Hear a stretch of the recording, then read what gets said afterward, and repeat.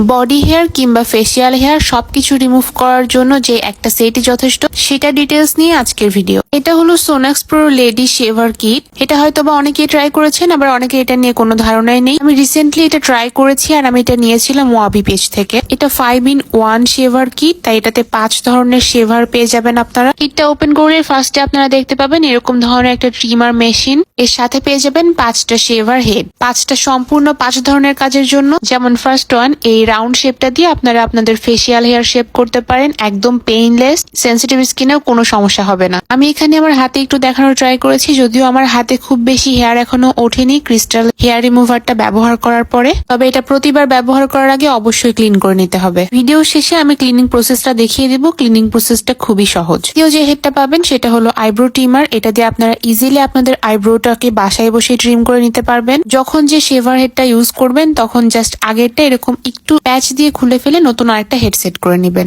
এরপরে সুইচটা অন করে আপনার ইচ্ছা মতো এটা ইউজ করতে পারবেন। আর এটার সবচেয়ে প্লাস পয়েন্ট হলো এটা কিন্তু চার্জেবল। এটাতে কোনো ধরনের ব্যাটারি নেই, এটার সাথে থাকবে একটা এরকম কেবল, যেটা আপনি যে কোনো ধরনের চার্জারের অ্যাডাপ্টারের সাথে সেট করে এটাকে ইজিলি চার্জ করে নিতে পারবেন। Third one is nose or ear trimmer. যাদের নাক এবং কানে অতিরিক্ত লোম থাকায় অস্বস্তি বোধ হয় তারা এটা দিয়ে ইজিলি ক্লিন করতে পারবে। এর পরেরটা হলো বডি অর বিয়ার্ড শেভার। এটা দিয়ে আপনাদের বডির যে কোনো পার্টে আপনারা শেভ করতে পারবেন। And the last one is sideburn trimmer. এটা দিয়েও আপনারা ফুল ফেস শেভ করতে পারেন। এবার আসি ক্লিনিং প্রসেস নিয়ে। ক্লিনিং প্রসেসটা খুব ইজি। জাস্ট এটার মুখটা খুললেই ভেতরে আপনারা দেখতে পাবেন হেয়ার গুলো জমা হয়ে আছে। তারপরে সুন্দরভাবে হেয়ার গুলোকে ক্লিন করে প্রত্যেকবার ইউজ করতে হবে। তো যারা এরকম একের মধ্যে সব চাচ্ছিলেন তারা অবশ্যই এই সেটটা একবার ট্রাই করে দেখতে পারেন। আমার কাছে এটা বেশ কাজের মনে হয়েছে। পেজ লিংক পেয়ে যাবেন প্রথম কমেন্টে। আল্লাহ হাফেজ এভরিওয়ান।